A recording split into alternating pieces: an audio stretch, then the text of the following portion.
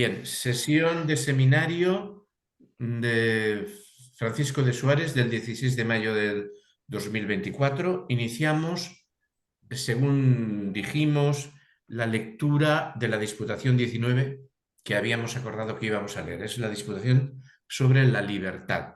Eh, Antes preguntaba a algún compañero si después íbamos a leer alguna otra disputación. No está acordado, podríamos terminar aquí con esta. Si lo decidimos, podemos seguir con la 31 o que es muy interesante también, pero que es más bien sobre la existencia, pero eso dependerá de nosotros.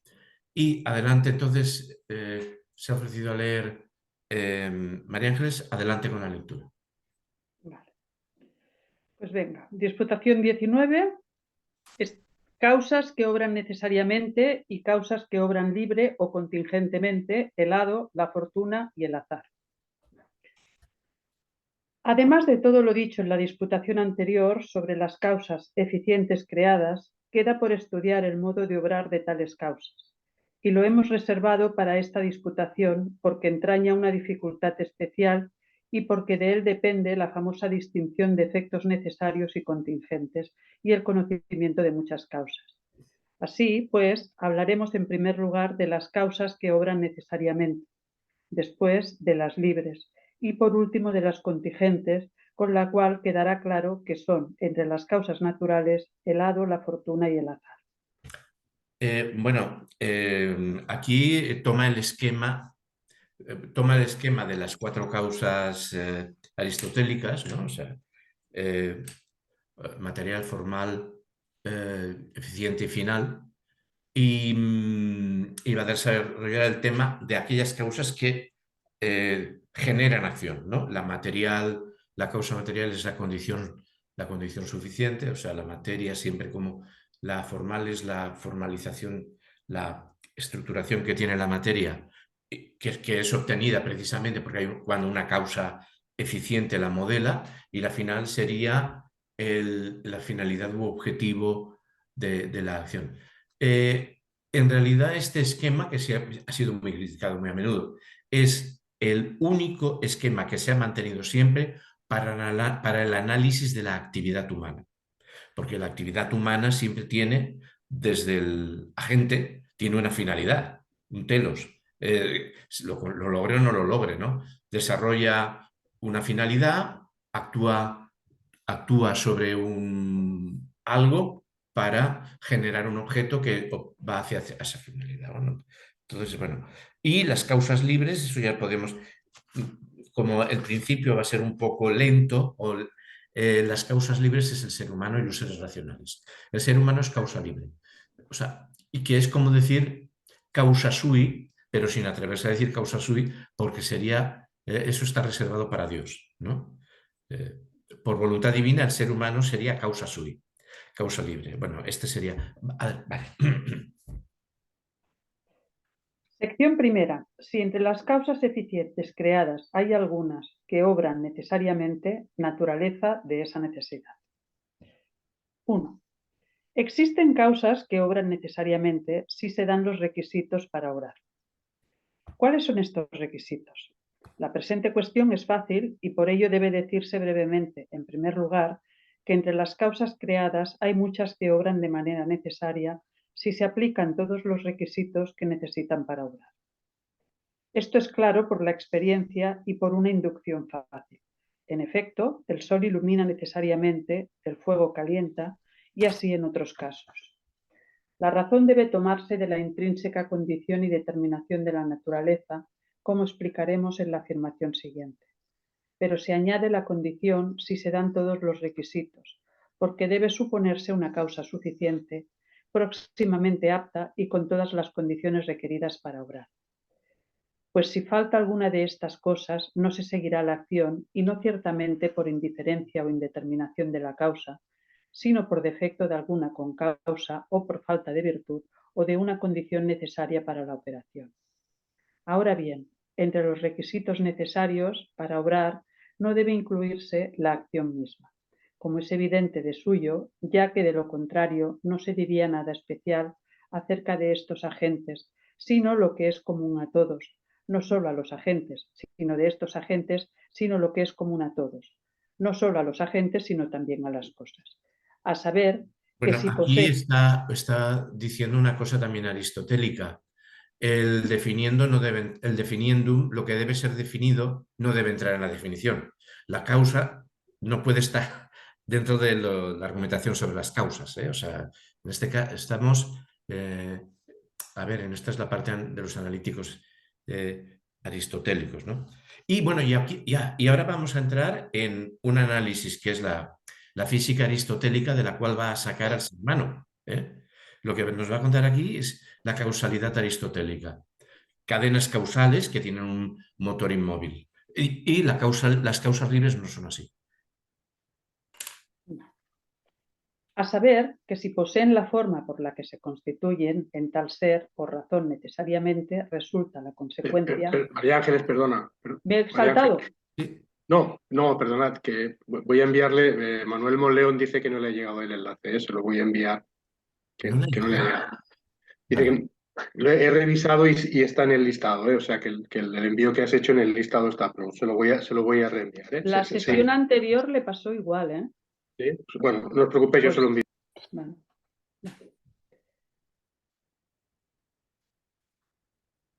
¿Sigo? Sí. A saber, que si poseen la forma por la que se constituyen en tal ser o razón, necesariamente resulta la consecuencia de que sean tales.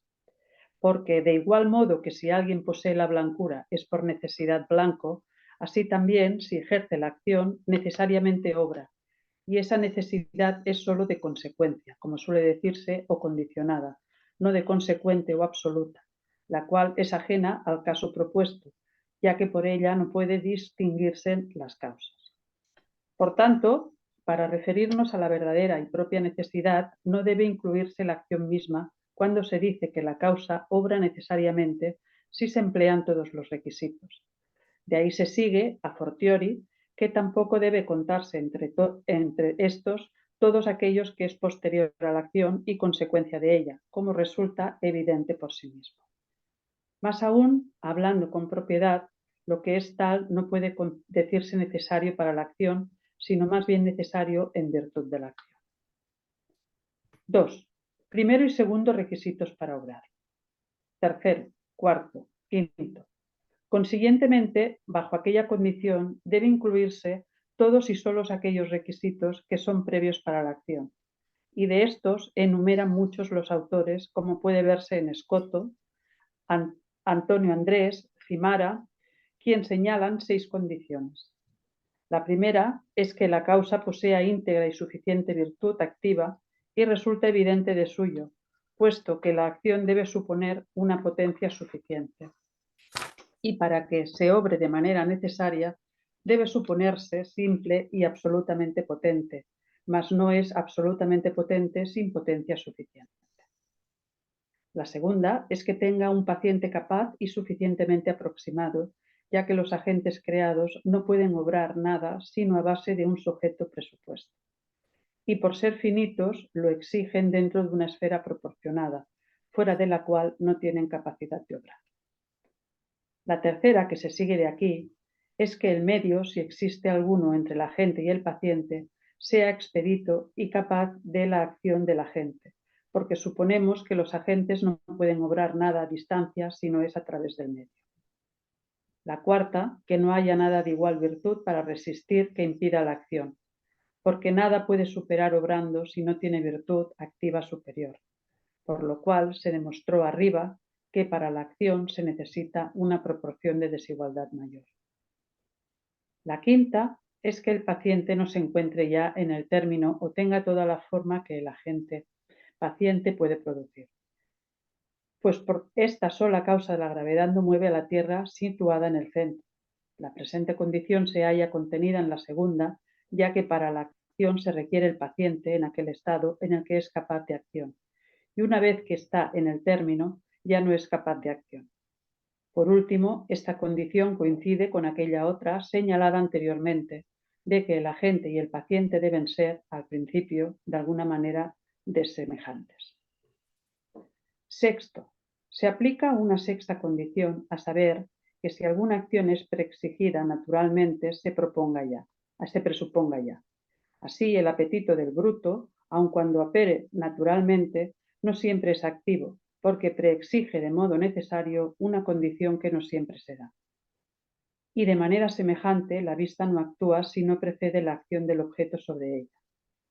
Esta condición se encuentra contenida virtualmente en las anteriores, pues cuando una acción es requisito previo para otra, o ello se debe a que mediante aquella se completa la facultad activa, como en el ejemplo de la vista, la cual debe primeramente ser afectada por el objeto, ya que sin la especie no tiene su virtud activa completa. E igual piensan muchos acerca del Aquí hay una... a ver, fijemos que cuando habla de la vista dice que la vista actúa cuando es afectada. Uy, hay un momento. No me había dado cuenta. Estaba entrando Manuel. Esto... fijaos que... Hola Manuel. ¿Tienes la misma dirección de correo de siempre? Sí, Porque me ha dicho Antonio Navas que estás en la lista, sí, a pesar de lo que no. acabo de ver, no lo entiendo, lo acabo de ver porque veo que en efecto estaba en la lista, pero no me ha llegado nada. Bueno, pues esto habrá que tener en cuenta. Vale, vale, bueno, Y no tengo filtro de spam, o sea que tampoco es que, tampoco o es sea, eso. no Sí, me lo explico. bueno, Duendes. ya lo veremos, sí, y lo tendremos en cuenta, lo tendré en cuenta. Fijaos que la vista, a pesar de todo, aparece como activa. O sea, la vista actúa. Esto es Aristóteles, ¿eh? El entendimiento, hay un entendimiento activo y un entendimiento pasivo. Eso está al final del de ánima, es muy corto, no se explaya en estas cosas. Los sentidos actúan. ¿Eh? Y sobre todo, pero esto sobre todo ha sido muy desarrollado. Aquí hablo de segundas, ¿eh? O sea, yo aquí estoy tirando por deliberar. Los sentidos actúan ya si mal no recuerdo, en Avicena y crean fantasmata. O sea, crean unas imagos. O sea, por lo menos hay una interacción entre los sentidos del cuerpo y lo exterior. Porque el fantasmata no tiene por qué ser calco de... Lo llaman fantasma, en las traducciones latinas se llaman fantasmata. Los que saben de esto encima te ponen entre paréntesis el término musulmán, árabe. Fantasmata, ¿no? El fantasmata no tiene por qué ser reproducción, refleja, tal y como entenderíamos, de espejo de lo externo. Entonces aquí ya entramos en un larguísimo y complejísima que seguramente la forma de que yo únicamente pudiera entender estas cosas sería leer en los textos, ¿no? Complejísimas debates sobre la relación entre el fantasmata de los sentidos y la elaboración del entendimiento sobre los fantasmas de los sentidos. Y ahí Duns Scoto y el otro, ahí bueno, meten, y este señor, este Suárez acaba de citarnos a Scoto, ¿eh? Y a otros que no sé si seguro que tratan de este asunto. E igual piensan muchos acerca del conocimiento del objeto que es necesario para el apetito, o sea, que completa su facultad activa. Pero es más acertado afirmar que le aplica el objeto de una manera suficiente y proporcionada. Pues lo que dijimos en la segunda condición, que se requiere un paciente suficientemente próximo, debe extenderse por lo que atañe a los actos inmanentes al objeto que se comporta como materia sobre la cual versan tales actos. Y en general, siempre que una causa eficiente necesita otras concausas, aunque sean de diverso género, para obrar no podrá iniciar la acción a no ser que todas las concausas necesarias se encuentren dispuestas de tal modo que puedan concurrir en su género. Pues el paciente es necesario precisamente porque la acción de un agente creado no puede ejercerse sin causa material. En consecuencia, puesto que el objeto conocido o el conocimiento del objeto es una concausa necesaria para la petición vital, ya concurra por modo de causa eficiente, ya por modo de causa final, ya por modo de causa formal, extrínseca, ya por modo de materia sobre la cual, porque de todos estos modos caben opiniones que nada interesan al presente, el conocimiento del objeto es por necesidad una acción previa a la eficiencia del apetito. Séptimo, octavo. Se añade una séptima condición, que la causa no sea libre. Pero O sea, esta condición... hasta aquí lo que nos ha contado es física aristotélica, ¿eh? O sea, cadenas causales, ahora nos lo va a decir. De todo esto lo importante es que la causa no sea libre. Y en esas cadenas causales incluye a los brutos. Ha hablado de apetito, ¿eh? Incluso los animales estarían en cadena causal. La física aristotélica de seres no vivos no pues, son simplemente causa-efecto bueno, estilo billar, ¿no? O sea, hay un motor inmóvil y bueno, aquí con todo se incluyen los apetitos y los apetitos son ya seres vivos. Se añade una séptima condición, que la causa no sea libre, pero esta condición no nos es necesaria, pues es precisamente lo que sostenemos en la afirmación, a saber, que algunas causas no son libres en su obrar, sino que puestos los requisitos obran por necesidad. También puede agregarse una octava condición, que la causa tenga el necesario concurso de la causa primera. La causa Pero primera, ¿eh? O sea, Dios, o sea, el noesis noeseos. O sea, estamos en la metafísica de Aristóteles. Pero de este concurso se ha de tratar ex professo más adelante. Por lo que concierne a la cuestión presente, esta condición o no pertenece a los requisitos previos o está contenida en las anteriores, tal como los hemos explicado. Porque si se trata del concurso actual, este no se distingue de la acción misma. Por ello, si así como la acción no está incluida en las condiciones preexigidas para obrar, tampoco lo estará el concurso actual. En cambio, si se alude al concurso aptitudinal, por llamarlo así, o a la suficiente aplicación y unión de la primera causa para concurrir, en este sentido es ciertamente necesaria dicha condición. Se halla, empero, contenida en lo que ya ha dicho, que es necesaria una causa que posea su virtud íntegra y todas las concausas, A ver porque la una cosa, virtud... a ver una cosa. Bueno, cuando he hablado antes de noesis noesis tendría que haber dicho motor inmóvil. motor No es que no inmóvil. sea noesis noesio, sino que aquí es el motor inmóvil, ¿no? Pues estamos hablando del principio de causalidad. Hay la actitudinal y la... Ay, se me ha escapado la otra.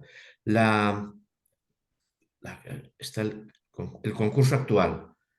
Concurso actual. Algo concurre a la acción como acto, a la acción como acto. Y esta concurrencia es externa, porque la actitudinal es una capacidad inherente. Aptitudinal quiere decir, bueno, pues por ejemplo, la Tierra tiene fuego y genera una actitud o sea, hay una diferencia sobre una... Todo procedería de la creación divina, pero una cosa es una acción promovida como choque de otro cuerpo sobre ella, estilo bola de billar, y otra cosa es que Dios haya creado algo que tenga energía interna. Eso es, lo actitudinal es esto, hay un cuerpo, cuerpo sin ser el ser humano que puede tomar decisiones libremente, hay cuerpos que poseen internamente, inherentemente capacidad de acción. No la reciben porque el motor inmóvil se la proporcionaría anteriormente. Esto es lo que quería señalar sobre el causa actual, concurso actual, que está siendo, se mueve la cosa porque hay un concurso constante externo y la aptitudinalidad. Bueno, de entrada, esto para la física aristotélica puede estar bien. Lo que importa es que él está... Bueno, es simplemente explicar este vocabulario. Ya está. Perdona.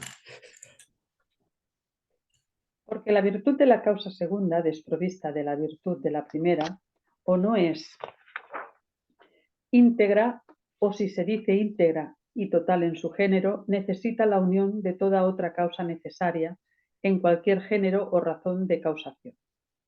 Por eso, bajo aquella condición queda comprendido todo concurso de la causa superior, a la que esté esencialmente subordinada la inferior. Ya se de esta subordinación de causas eficientes únicamente entre las causas creadas y la increada, ya también recíprocamente entre las causas creadas, cosa que después veremos. Bueno, esto es la física de Aristóteles. 5. Si hay algunos agentes naturales indiferentes o varios efectos. Puede añadirse una novena condición, que la causa natural no sea igualmente indiferente entre varios efectos, pues entonces, precisamente porque la causa no es libre, sino natural, no realizará necesariamente uno y, en consecuencia, no hará ninguno, puesto que no hay mayor razón para uno que para otro. Y por no ser libre, no podrá estar determinada a uno más que a otro, a no ser que se elimine la indiferencia por otro medio. Suelen aducirse muchos ejemplos, pero solo citaremos los suficientes para explicar la raíz de esta indiferencia. Es el primero, el del fuego que existe en el centro de la Tierra con figura circular. Bueno, una cosa, esto siempre va a ocurrir así en todas las lecciones. Todas estas opiniones que nos está explicando y que nos las explica con celo, de tal manera que podemos quedar convencidos al leerlas, son opiniones que él no va a compartir en la mayoría de ellas, ¿eh? O sea, después va a venir el desmontaje. Él comienza siempre dando todas las versiones, opiniones distintas. Entonces, bueno, en este caso me parece que no es la disputatio que comienza, porque bueno, que comienza él y sobre la que, resumiendo ideas sobre las cuales va a ser más drásticamente enemigo, o más drástico, porque como va a hablar sobre la causa libre y no está, la causa libre no está sometido a estas cosas, el debate posterior no va a ser, que va a ser, vamos a verlo, ¿no? Vamos a verlo. Aquí nos está planteando el asno de Buridan, va a parecer que está convencido de que el asno de Buridan se moriría de hambre y luego va y nos lo va a desmontar, como cuando hable del vidrio o del fuego. Va a dar la opinión sobre la piedra, el vidrio, contándolas como si de verdad estuviera convencido y luego las va a... Esto va así, las disputatios son siempre así, por eso es una disputación, porque da unas argumentaciones y luego va, las desmonta y da la suya. Esto es lo... Bueno. El cual se encontraría en todas sus partes a igual distancia del lugar más elevado. Porque dicho fuego no se movería hacia una parte más bien que hacia otra, ya que no hay ninguna razón o causa determinante. Tampoco se movería hacia todas partes, pues de lo contrario se dividiría en todas sus partes. El segundo es el del vidrio perfectamente plano superpuesto a una piedra perfectamente plana, y sobre el cual cae una piedra perfectamente plana, pues no lo romperá, ya que o lo dividirá en todas sus partes, lo cual es imposible, o no hay mayor razón para que divida unas partes más bien que otras. El tercero, bastante conocido, es el del bruto, que tiene al mismo tiempo dos objetos igualmente apetecibles y que no se movería hacia ninguno de ellos.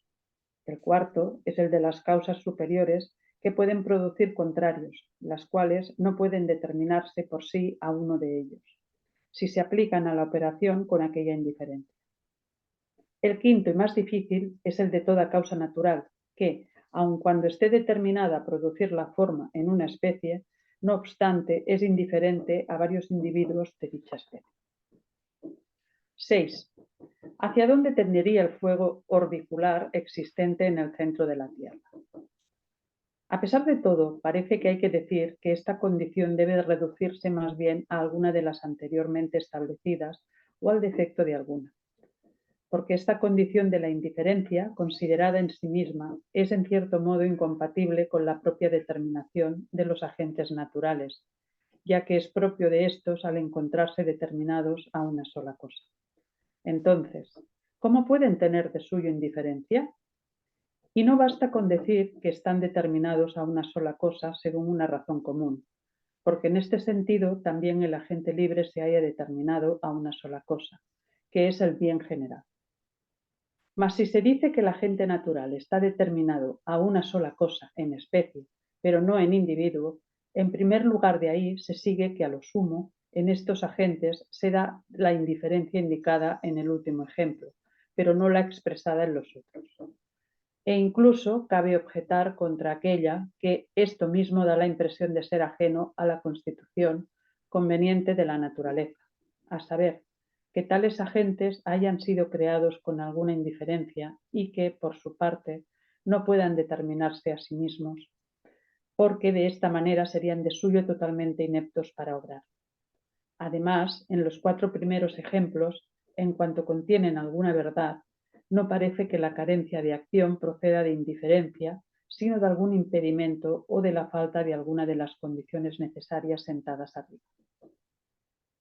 Así, en el primer ejemplo, considero muy probable que el fuego, en ese caso, no hubiera de ser movido ab intrínseco, y la razón deriva de la igualdad de actividad y resistencia en todas las partes.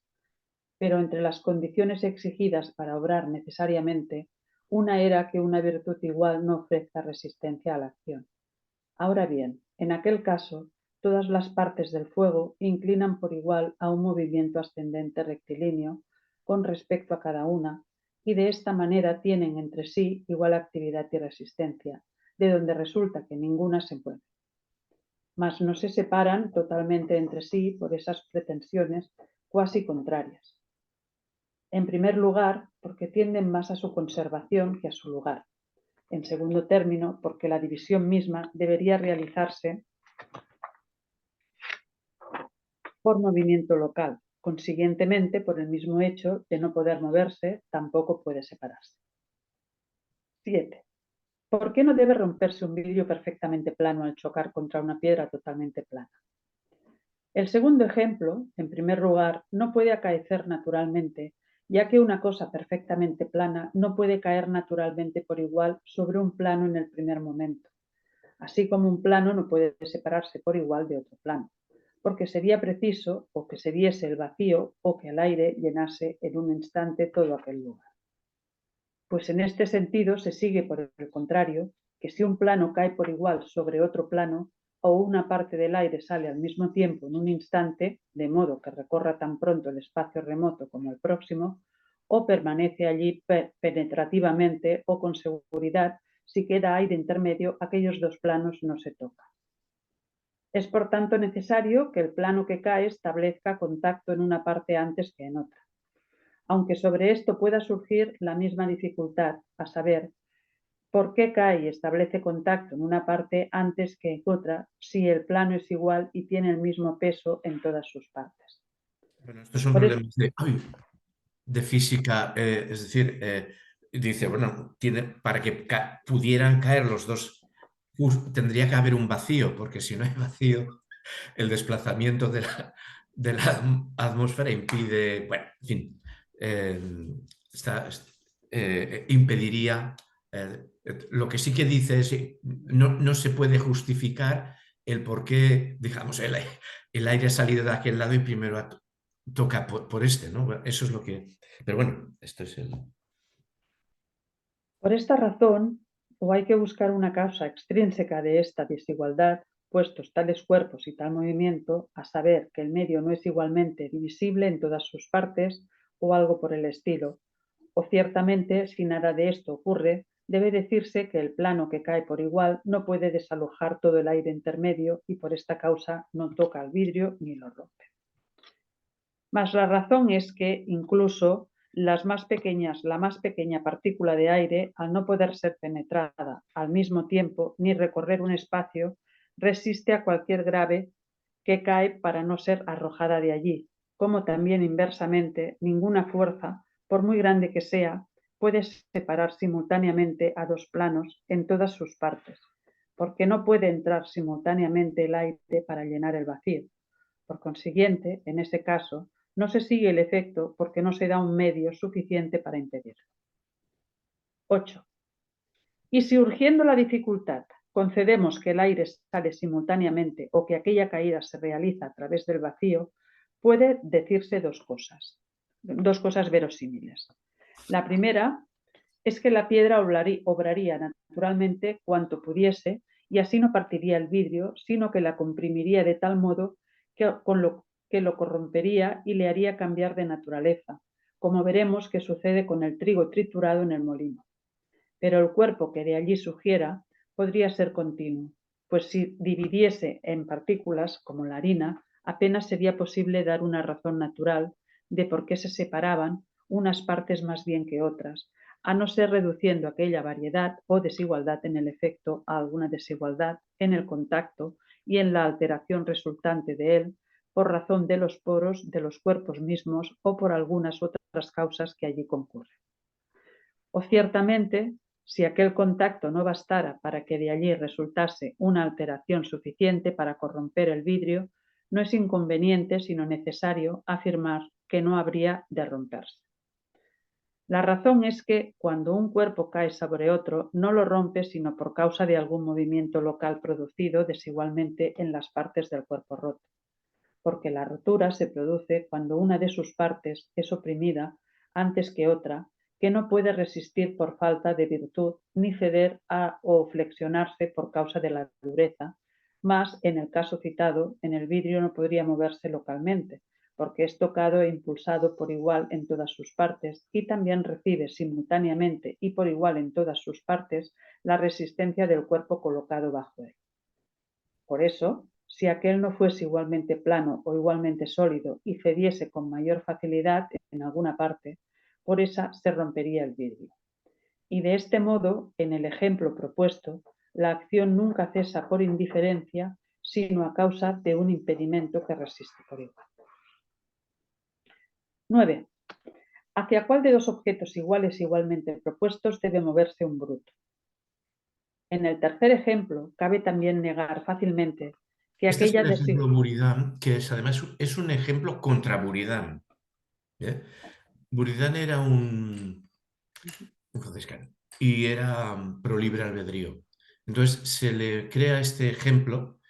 Lo primero que uno piensa es que es de Buridan, ¿no? Luego uno lee que no, es que es contra Buridan. Se le crea este ejemplo como objeción. El ejemplo.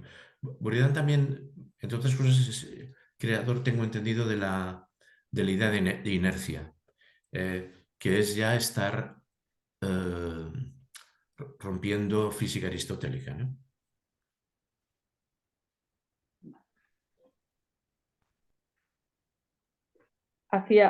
En el tercer ejemplo, cabe también negar fácilmente que aquella desigualdad pueda darse de manera natural en todos los casos, ya que los indicados objetos no pueden considerarse y oponerse por igual al mismo tiempo. O aun cuando concedamos que se representan a la vez como igualmente amables, diremos que también son amados simultáneamente, pero que se mueve hacia la consecución de uno antes que a la del otro porque el movimiento se aprehende con más fácil hacia aquella parte debido a alguna circunstancia. Finalmente, si admitimos una aprehensión igual en todas las circunstancias, tanto respecto de la petición como de la ejecución, parece que debe concederse que el apetito del bruto no tiene facultad de determinarse a uno más bien que al otro, por carecer de libertad. Consiguientemente, aquella indeterminación no proviene de indiferencia, sino más bien de la natural necesidad y determinación en el modo de obrar y de la falta de una condición necesaria para obrar así. Y ese defecto tiene su origen en causas que son iguales en su género y se resisten mutuamente. Porque, según dijimos, el apetito sensitivo no puede obrar sino con una suficiente proposición y moción del objeto, la cual falta en el caso citado, ya que ninguno de aquellos objetos es aprendido en absoluto como digno de que se le ame y de que se le tienda a él según es preciso para que el efecto del apetito se siga por necesidad. Y la razón por que aquella aprensión o juicio no se da, en el caso propuesto estriba en que dichos objetos se impiden mutuamente al mover y resistir por igual en su modo de causación. De esta manera, también en aquel caso, faltan las condiciones arriba enumeradas. 10. ¿Por qué un agente natural equívoco produce un efecto más bien que otro? En el cuarto ejemplo podemos negar, en primer lugar, que haya alguna causa natural que por sí misma sea igualmente indiferente para producir efectos contrarios. Antes bien, Aristóteles, según veremos más adelante, establece como diferencia entre las potencias libres y las naturales el hecho de que aquellas son potencias para cosas opuestas o contrarias, mientras que éstas no son sino únicamente para uno de los opuestos. Debe entenderse esto en absoluto y siempre que permanezcan igual todas las demás circunstancias, pues accidentalmente ocurre que del efecto de un mismo agente natural se siguen efectos contrarios, según explicamos arriba en el caso de la antiperístasis.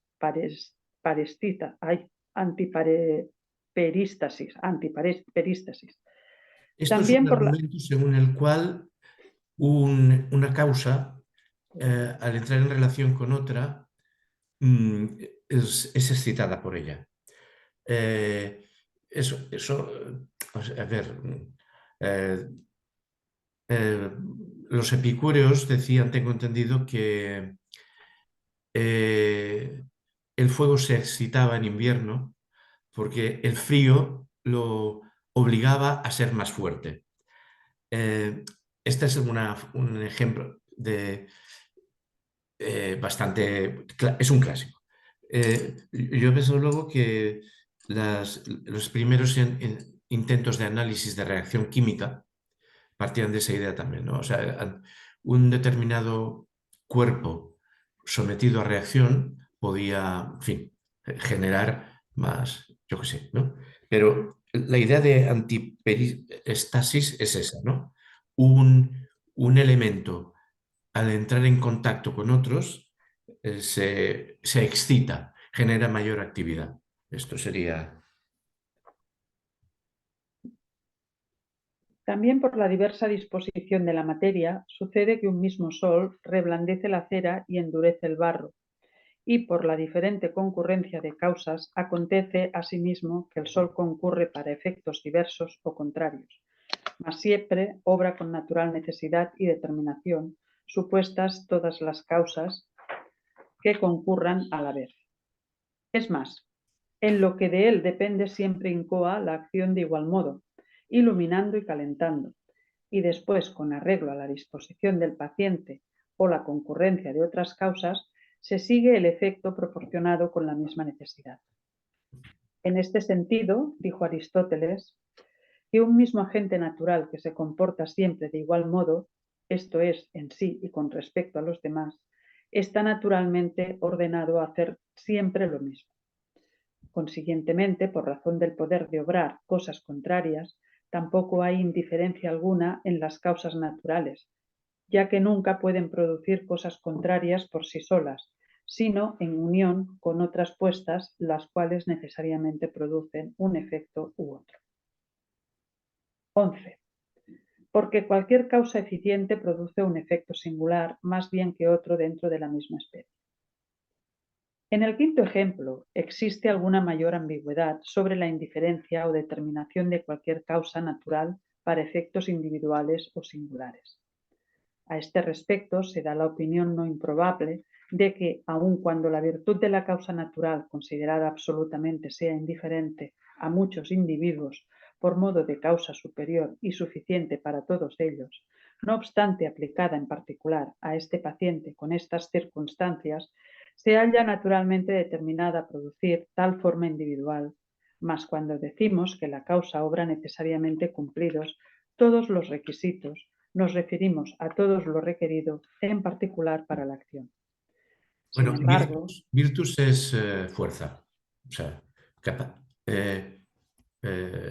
lo que no significa que sepamos lo que genera la virtus o fuerza, ¿no? Pero virtus quiere decir fuerza. Sin embargo, es más probable, según indiqué arriba, que esa determinación a un efecto individual provenga del concurso y de la determinación de la primera causa. Y puesto este, debe afirmarse que también esta condición se encuentra contenida en los requisitos previos para obrar en conformidad con lo que hemos explicado.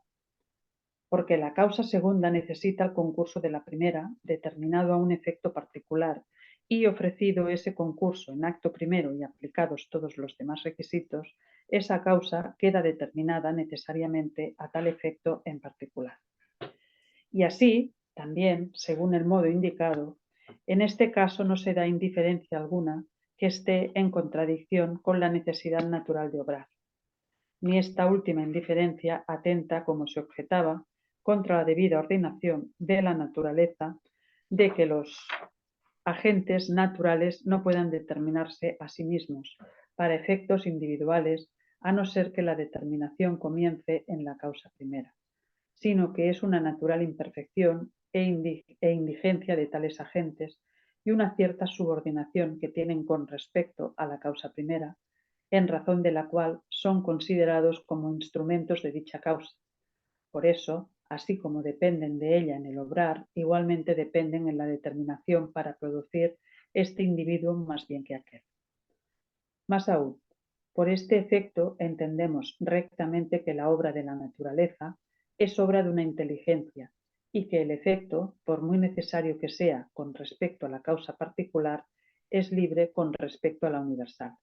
Consiguientemente, de todo esto resulta claro que en las causas naturales no hay ninguna indiferencia propia que esté en contradicción con la necesidad de obrar, para que tal causa, una vez puestas todas las demás con causas y condiciones exigidas para la operación, no obre por necesidad sin ninguna indiferencia en absoluto.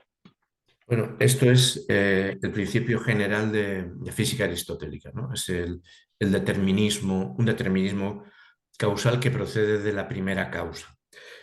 Claro, esto tiene que ser triturado, porque es una excelente argumentación contra el servo-arbitrio. Para garantizar la libertad humana hay que negar esto.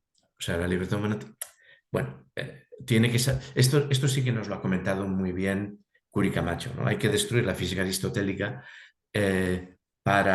se encuentra con este debate, estos jesuitas, ¿no? Tienen que destruir la física aristotélica para defender la libertad ontológica humana. ¿Cuáles son las causas que obran necesariamente? 12.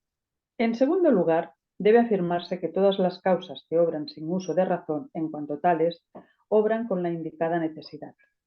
Se toma esto de Aristóteles, donde establece esta diferencia entre las potencias racionales y las irracionales.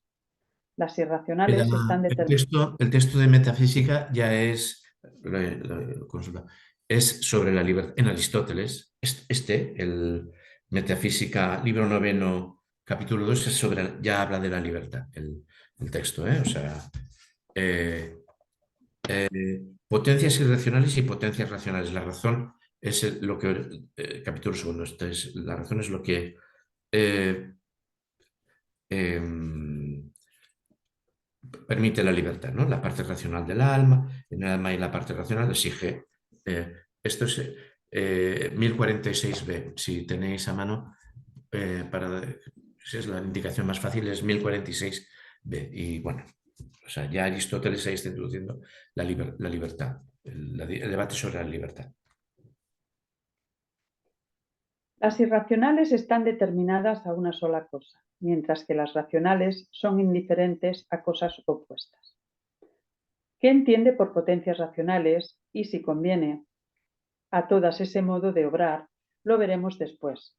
Ahora nos limitamos a afirmar que todas las facultades que carecen por completo de uso de razón ejercen sus operaciones por necesidad natural.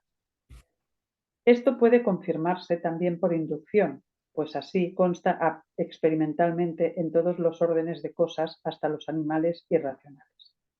Es la primera vez que introduce la experiencia como argumento definitorio. Lo hará cuando defienda la libertad, lo hará como argumento definitivo, no definitorio, definitivo.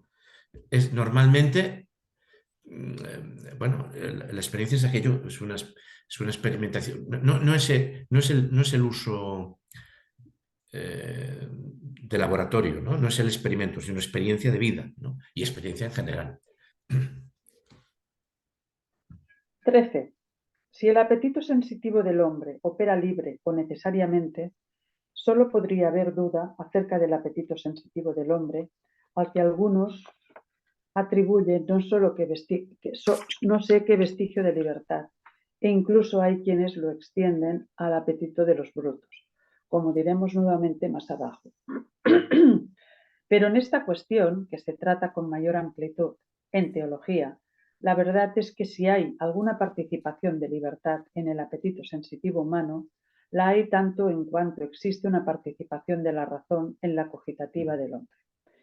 Y si en esta no se da verdadero razonamiento, como ciertamente ocurre, tampoco habrá en aquel, considerado en absoluto, auténtica libertad que excluya la necesidad de obrar, una vez puestos todos los requisitos. Y así, con este ejemplo, más bien se confirma y viene como a consumarse la inducción hecha. Su razón estriba en que la raíz adecuada de la libertad es el uso de la razón, según veremos después, por lo cual la carencia de uso de razón es también la causa adecuada de la carencia de libertad y, consecuentemente, de necesidad en la operación. Mas, si Hasta tratamos aquí de... podríamos incluso pensar que seguimos en Aristóteles, ¿eh? O sea, el hombre libre, el ser humano libre, es el encratés, el entelés o el autos nomos. Bueno, o sea, la razón te permite. Las tres palabras estas, yo creo que ya está introduciendo un giro nuevo, ¿eh?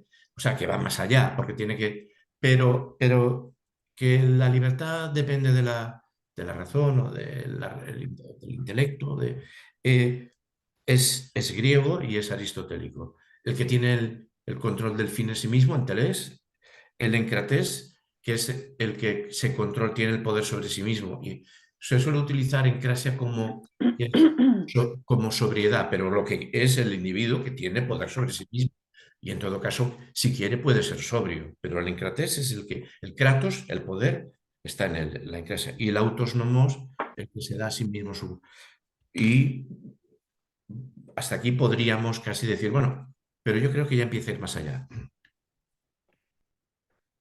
Mas si tratamos de encontrar la raíz intrínseca y cuasi positiva de esta manera de obrar, no es otra que la misma naturaleza de tales cosas o facultades que por su naturaleza poseen esta determinación en el modo de obrar por el hecho de no ser tan perfectas que puedan participar del dominio de sus operaciones. Además, porque la indiferencia en el obrar nace intrínseca y adecuadamente de la amplitud de la facultad racional, como explicaremos más adelante, pero así como la afirmación es causa de la afirmación, igualmente la negación lo es de la negación. 14. De aquí cabe inferir, por último, que esta necesidad es tan grande que no puede ser eliminada ni impedida de pasar al acto, no sólo por la virtud intrínseca de la facultad misma, sino ni siquiera por otras causas naturales, sean las que fuesen. Porque, según dijimos, las causas naturales pueden impedirse por resistencia o por acción contraria, y de esta manera pueden eliminar todos los requisitos para obrar. Mas una vez aplicados estos, no pueden detener la acción del agente necesario, ya que no tienen poder para cambiar las naturalezas de las cosas ni para hacer desaparecer propiedades totalmente intrínsecas. Dios es el único que parece tener este poder, pues por él hizo que el fuego no quemase a los tres jóvenes y otras cosas semejantes. Ahora bien, si se considera atentamente el asunto, parece que ni siquiera Dios puede hacer que, en sentido compuesto, como suele decirse, una causa que por su naturaleza obra necesariamente, deje de obrar si se ponen todos los requisitos para la acción, sino que solo pueden apartar alguno de los requisitos con los que simplemente o en sentido dividido puede hacer que tal causa no opere. Así, en el ejemplo citado, Dios impidió la acción del fuego negando a este su concurso, o sea, no aplicando su virtud a obrar con el fuego. Pero esto es uno de los requisitos previos para que el fuego pueda obrar. Consiguientemente, no hizo Dios que el fuego no obrase habiéndose puesto todos los requisitos, sino que apartó uno de estos. Porque si Dios hubiese determinado prestar su concurso en lo que de él depende y dejar íntegras las demás condiciones exigidas, no podría impedir aquella acción, ya que ello implica la eliminación de lo que es natural sin ninguna eficiencia contraria, o, al menos, sin denegación del auxilio o de la eficiencia necesaria por parte de Dios. Pues, ¿cómo es posible que se impida una acción natural si no se pone ningún impedimento? ¿O en qué otro impedimento puede pensarse si no interviene ninguno de los antes indicados? Así pues, si se realiza la suposición dicha, según queda explicada, la acción se sigue con tanta necesidad que no puede ser impedida como no sea eliminando la suposición en alguna de sus partes. Ahora bien, la diferencia entre Dios y los demás agentes creados consiste en que, puestas todas las condiciones que se requieren, fuera de Dios, para las acciones de los agentes naturales, Él puede impedir la acción por su sola voluntad, negando lo que es necesario por parte de Él. En cambio, las cosas creadas no pueden hacer esto, sino únicamente por una acción o una resistencia opuesta, o ciertamente porque mediante alguna moción local pueden poner algún impedimento o apartar la materia u otra condición necesaria. De esta manera queda suficientemente claro de qué clase y cuán grande sea esta necesidad. Bueno, seguimos con una interpretación de Dios que, bueno, que es la mayoría de la época, que es la de Aristóteles. Es decir, Dios es para Aristóteles Dios es una potencia física causal. Aquí es el Dios del libro, ¿no? De las religiones reveladas. Pero el Dios de las religiones reveladas que ha creado la física, en todo caso, no va a alterar pero en todo caso alterará una de las condiciones físicas para impedir que haya un efecto, ¿no? Lo hará actuando físicamente, impidiendo o sea, hay una integración que es muy aristotélica, ¿no? Eh, desde otra perspectiva se puede decir, bueno, pues si Dios es el ser todopoderoso, hará lo que convenga y lo que quiera. Pues aquí te dicen que se atiene a la física por él creada. Es un, dices, bueno, pero esto no es el demiurgo más que el omnipotente. Bueno, ahí no, yo no voy a entrar, ¿no? Pero es esto, ¿no? Yo quería, un comentario quería hacer también. El principio del punto 14 De aquí cabe, sí, dice, es que no sé si lo interpreto bien, o sea, se está refiriendo en el anterior a que la raíz de la libertad es la razón, sí. es la facultad de la razón. Entonces dice en el 14, dice, de aquí cabe inferir que esta necesidad es tan grande que no puede ser eliminada ni impedida de pasar al acto. Es decir, que no solo está en potencia, sino que se da siempre y ni siquiera otras causas naturales en las que fue.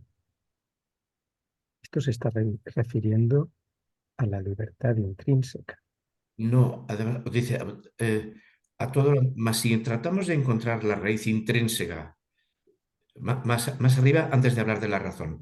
Mas si tratamos de encontrar la raíz intrínseca y cuasi positiva de esta manera de obrar, no es otra que la misma naturaleza de tales cosas o facultades, que por su naturaleza poseen esa determinación en el modo de obrar, por el hecho de no ser tan perfectas que puedan participar del dominio de sus operaciones. Además, porque la indiferencia en el obrar nace intrínsecamente de la facultad racional. O sea, la facultad racional sería una de las excepciones a esa, a ese anterior en la raíz intrínseca, que es lo que sigue discutiendo. La raíz intrínseca, de aquí cabe inferir, por último, que esta necesidad es tan grande que no puede ser eliminada en cuanto a la raíz intrínseca.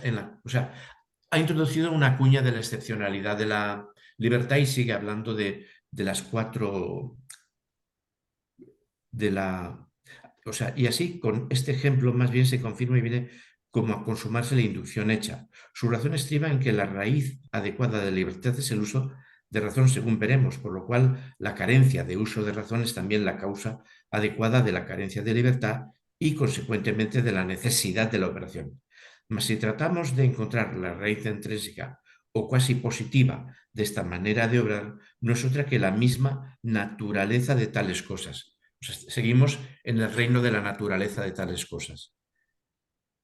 O sea, entonces lo que está diciendo es que no puede no haber libertad porque está en la naturaleza el que la haya de alguna manera. Hay una raíz intrínseca No, que es no, la propia naturaleza. Dice. bueno, yo no lo veo, no lo veo así. Me parece que la raíz intrínseca es la de las físicas. A ver, bueno, no sé, me parece que tenemos. Vamos a verlo. Me parece que tendríamos que ir al punto 13. 23, es la vez que tengo. Me lo han impreso de una manera. Me lo han impreso al revés. O sea, el punto 13 sería: si el apetito sensitivo del hombre opera libremente, libre o necesariamente, solo podría haber duda acerca del apetito sensitivo del hombre al que atribuimos, al que atribuyen no sé qué vestigio de libertad. Incluso hay quienes lo extienden al apetito de los brutos, como diremos nuevamente más abajo. Pero en esta cuestión, que se trata con mayor amplitud en la teología, es la primera vez que dice la teología va por ahí, ¿no? Bueno, la verdad es que si hay alguna participación de la libertad en el apetito sensitivo humano, lo hay en tanto en cuanto existe una participación de la razón cogitativa del hombre, si hay libertad en el apetito. Y si en esta no se da verdadero razonamiento, como ciertamente ocurre, tampoco habrá en aquel auténtica libertad que excluya la necesidad de obrar, una vez puestos todos los requisitos, la razón intrínseca. Y así, con este ejemplo, más bien se confirma y viene a consumarse la inducción hecha. Su razón estriba en que la raíz adecuada de la libertad es el uso de la razón, que es lo que se acaba de excluir, según veremos después, por lo cual la carencia de uso de razón es también causa adecuada de la carencia de libertad y, consecuentemente, de causa adecuada de necesidad de la operación. O sea, la ausencia de libertad es causa adecuada de la necesidad de la operación. Mas si tratamos de encontrar la raíz intrínseca y cuasi positiva de esta manera de obrar, sin libertad, no es otra que la misma naturaleza de las cosas o facultades, la física divina, que por su naturaleza poseen esta determinación en el modo de obrar. O sea, hay una dinamis interna que les impele a ir en esa dirección por el hecho de no ser tan perfectas que tengan razón, que puedan participar de la razón o dominio de sus operaciones. El dominio de sus operaciones es la razón. Además, porque la indiferencia en el lograr nace intrínseca y adecuadamente de la indiferencia en el obrar, es la que nace de la facultad racional, no el obrar. Bueno, yo lo he interpretado así. O sea, él está encaminando el proceso a situar a lo que va la libertad, ¿no? Y la va situando como excepcionalidad. Vaya, yo lo he interpretado así. Tú lo sigues leyendo en sentido opuesto. Eh, Mm, Me había dado esa impresión, ahora dudo. bueno, este es el O sea, tipo, el final del 13 y el principio del 14, este es bueno, ahí es donde está. El 13 y el 14. Esto es el asunto. Este es el estilo racionalista escolástico, ¿no? Bueno, después de todo, cuando se habla de racionalismo, el racionalismo posterior es tirar de esto, digamos, pero bueno. ujú. Sección 2. ¿En qué, Si perdón? entre las... Es que Sección me 2. han impreso esto, dos caras y dos caras en un papel muy bien, pero va 23-22, bueno, me lo han impreso al revés. Tengo que mirar el número de la página para saber en qué página. Sección, vale. Sí, vale. Sección 2. Si entre las causas eficientes existen algunas que obran sin necesidad y con libertad. Bueno, aquí empezamos a entrar en el tema, vamos a ver. Causas eficientes que actúan, que tienen capacidad interior de acción, que no es una transitividad, ellos hablan de transitividad, sino que son eficientes no por transitividad, sino porque tienen virtus, y si entre ellas las hay entre estas que obran libremente. Vamos a ver. Parte negativa, o sea, y luego pars destruens, claro. 1. Argumentos de la parte negativa. Primero, Esta cuestión es gravísima y extensísima, y depende en gran parte de las dificultades teológicas originadas por los misterios sobrenaturales de la gracia y la predestinación divina. Mas en este lugar únicamente debe tratarse en la medida en que puede definirse por principios naturales. Bueno, este hombre está constantemente diciendo, esto es filosofía. ¿eh?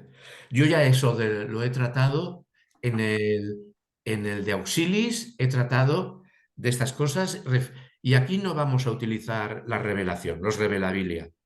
Eso sería hacer teología y eso sería religión. Aquí los revelabilia no los vamos a usar porque, o sea, la Biblia, porque estamos haciendo filosofía. Eso es una constante que él va, desde la introducción, él va colocando, ¿no? Todo hay eso, ¿no? Siempre con frases muy semejantes. Esto es, bueno, y en esta cuestión pone lo de gravísima y extensísima, que eso sí que es excepcional, porque estábamos hablando de la libertad humana. Esta disputatio trata de un asunto muy importante, pero lo vamos a tratar fuera de la revelación. Pues bien, si atendemos a la razón natural, parece demostrarse con muchos argumentos que no puede haber ninguna causa eficiente sin necesidad intrínseca de obrar. En primer lugar, porque la Esto causa... es lo que yo entendía de lo anterior, ¿no? Este resumen que hace, no lo recordaba, este resumen que hace ahora. Dicho de todo lo demás, salvo que haya tal, no puede haber algo que sea excepción de sí mismo en su obrar, si no hay razón, ¿no? En primer lugar, porque la causa primera de la que proceden todas las demás obra por necesidad de su naturaleza, y por razón natural no puede entenderse otra cosa. Luego, mucho más, todas las causas que obran bajo ella. El antecedente se da por supuesto comúnmente, según el parecer de Aristóteles y otros filósofos, y se patentiza por la razón, pues si Dios no obrase por necesidad de su naturaleza, no sería inmutable, ya que ahora podría conducirse de manera distinta que antes. Se demuestra la primera consecuencia porque la causa segunda no obra si no es movida por la primera. Luego, si la primera mueve necesariamente a la segunda para que obre, la segunda se mueve necesariamente. Luego también obra necesariamente, porque la moción activa no puede subsistir sin la pasiva, ni la moción actual para obrar sin la operación actual. No solo porque no puede darse una moción sin su término, sino también porque no puede frustrarse la moción divina. 2. Segundo.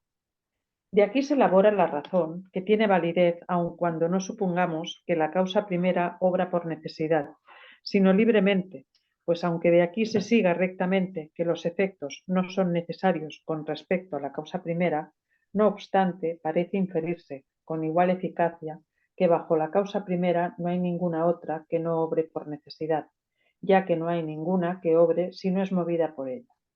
A En ver, en efecto, el primer párrafo, Dios no es libre. En el segundo párrafo, la segunda argumentación, Dios es libre. En el primero es mucho más motor inmóvil, mucho más físico. En el segundo es un Dios con voluntad, que sería un Dios más franciscano, que habría grandes debates, ¿no? Entonces Dios puede decidir que sea bueno que lo odiemos. Eh, eh, es un debate antifranciscano que se desarrolla con mucha virulencia en el siglo XIV, ¿no? Pero bueno, en la primera, bueno, todo esto son los argumentos que a los que va a salir en contra en la Pars Destruens, ¿no? En la primera, Dios no es libre, porque si fuera libre no sería perfecto, porque podría cambiar. En la segunda, Dios tiene voluntad, ¿vale? en efecto, toda causa segunda necesita ser movida por la primera, pero toda causa que mueve siendo movida obra por necesidad, pues el hecho de que se mueva no depende de ella, sino del motor, cuya moción no puede ella poner ni impedir, y el que siendo movida obre tiene una consecuencia necesaria, como razonábamos antes. 3. Tercero. La tercera razón es que en la sección anterior hemos demostrado que toda causa que obra privada de razón obra por necesidad. Consiguientemente, si alguna causa produce algo sin necesidad, será o el hombre o una inteligencia creada, por no aludir ya a la causa primera, puesto que aquí nos referimos principalmente a las creadas. Pero de ninguna de estas causas puede afirmarse esto, según la razón natural. Se prueba, en primer lugar, acerca de las inteligencias porque por razón natural solo se conocen como motoras de las esferas celestes, pero en tal acción no pueden considerarse como causas que obran libremente, pues de lo contrario, esos movimientos no serían necesarios ni inevitables. Aquí hay una cosa, no sé si recordáis que al principio he hablado de un ímpetus, bueno, al principio, debiera haberlo marcado.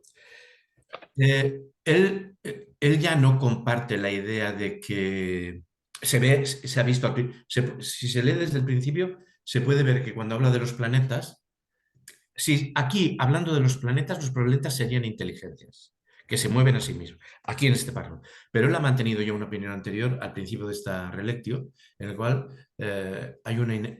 los planetas tienen una inercia. Bueno, son movidos por el motor inmóvil y no tienen ellos. Son naturales, ¿no? Y aquí con todo está saliendo al paso de una argumentación, ¿no? Y la respeta.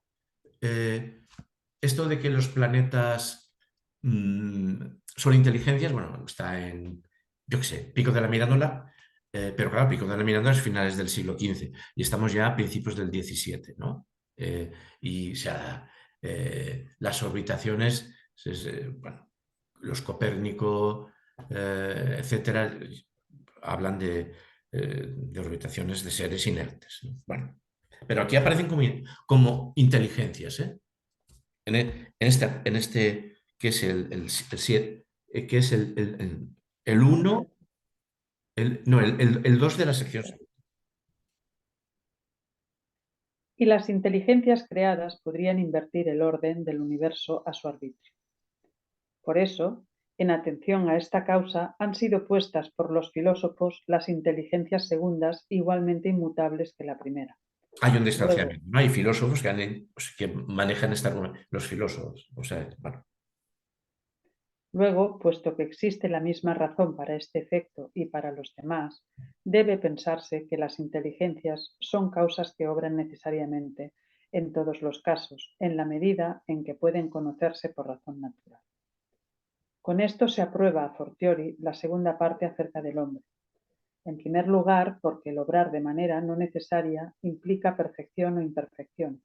Si perfección, como la atribuiremos a los hombres, siendo así que no participan de ella ¿Cómo la atribuiremos a los hombres, siendo así que no participan de ella las inteligencias? Si imperfección, ¿por qué la atribuiremos a los hombres más bien que a los brutos? En segundo término, porque el hombre está sometido a las influencias celestes, igual que las demás cosas inferiores. Pero las causas inferiores tienen por influencia celeste cierta necesidad en sus efectos. Luego, en virtud de la misma influencia, participan de esa necesidad las acciones y las costumbres humanas. La experiencia misma y las predicciones de los astrólogos parecen persuadir esto suficientemente. Cuarto.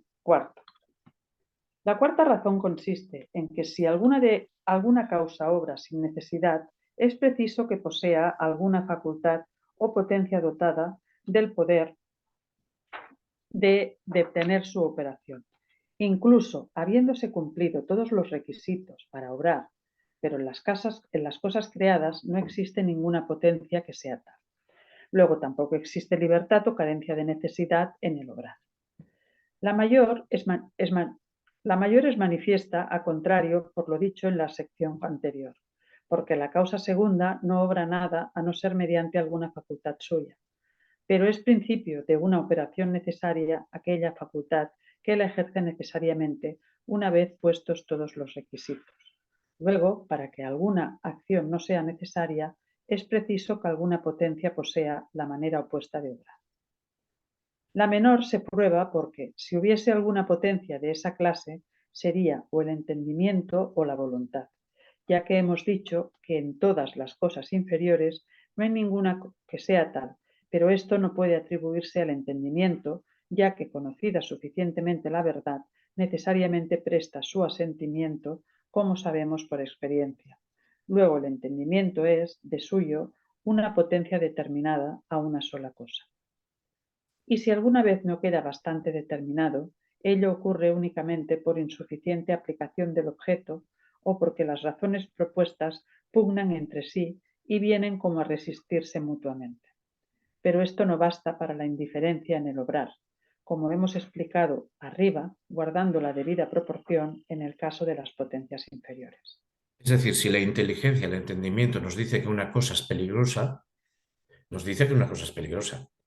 O si nos dice que una cosa es agua, nos dice que es una cosa es agua. O sea, está dando toda la validez a que desde el entendimiento o sea, está dejando que se despliegue toda la argumentación en contra de la libertad a partir del entendimiento.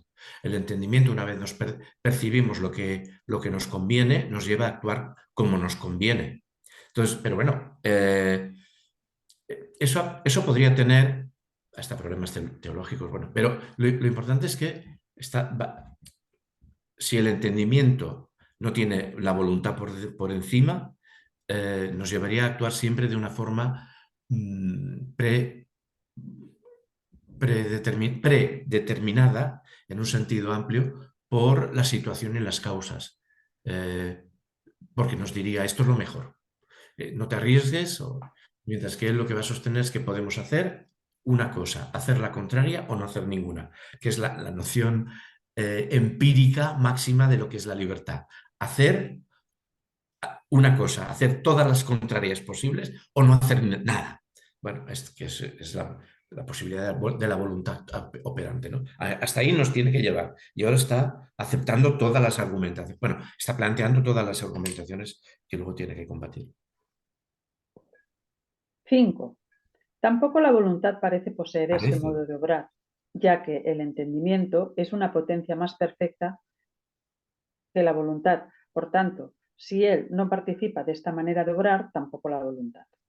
Además, porque la voluntad no obra si no es movida y determinada eficazmente por el entendimiento, porque la voluntad es una potencia ciega que no puede pasar al acto si no es conducida por el intelecto, ni puede resistir a éste si mueve e impera con eficacia, pues de lo contrario podrá haber un defecto en la voluntad, aunque el entendimiento haga cuanto pueda para dirigirla, cosa que no admiten los tratadistas de filosofía moral.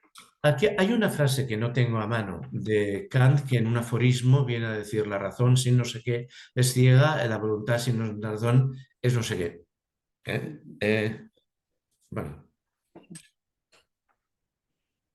Se confirma esta razón en primer lugar porque la voluntad, y lo mismo ocurre con el entendimiento, obra necesariamente en sus actos más importantes, como el amor del bien en cuanto tal y la tendencia al último fin, luego en todos. La consecuencia es manifiesta no solo porque cada facultad tiene acción, ahí tiene un único modo de obrar, sino también porque o el obrar por necesidad es mejor que obrar sin ella o no. Si es mejor, entonces si la voluntad alcanza ese modo de obrar en los actos perfectísimos, lo alcanzará en todos. Si no es mejor, entonces, por la misma razón por la que la voluntad no posee ese modo más perfecto de obrar en todos sus actos y en todos los que le son propios, en grado sumo, no le poseerá en los demás. 7. Se confirma en segundo lugar porque si la voluntad es libre en alguna de sus operaciones, obtiene esa libertad en el instante en que obra o antes de obrar. No en el mismo instante porque entonces ya obra necesariamente. Pues así, como cuando una cosa existe, existe necesariamente igualmente cuando obra, obra necesariamente. Tampoco antes de obrar, ya que entonces no ejerce ninguna acción no necesaria. Además, porque incluso entonces necesariamente no obra. Eso lo tiene. Sí. Observaciones con las que se expone el sentido de la cuestión. 8. Libre y necesario. Aquí empieza él, que empieza con una frase de Aristóteles, ¿no? El ser se dice de muchas maneras. Libre y necesario se toman en muchos sentidos.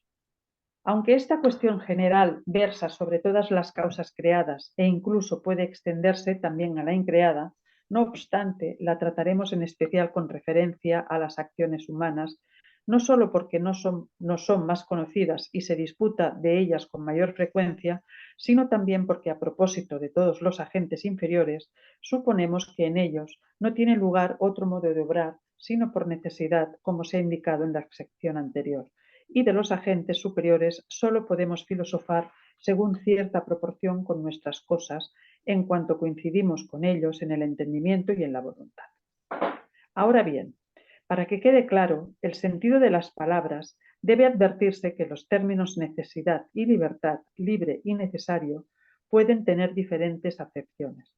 En efecto, Los otros seres inteligentes son los ángeles y los demonios, que han podido optar libremente, ¿eh? O sea, los seres dotados de los agentes superiores, que estamos dotados, somos causas libres, ¿no?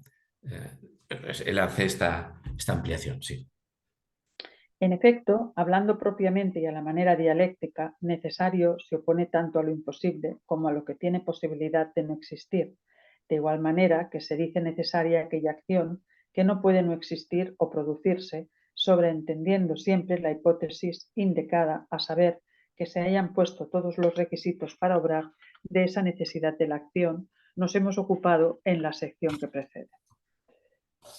En otro sentido, suele tomarse necesario en cuanto se opone a voluntario. Según esta acepción, para que una acción se llame necesaria no basta que no pueda no ejercerse, sino que también es preciso que no sea voluntaria, lo cual puede ocurrir de dos modos, negativamente o contrariamente.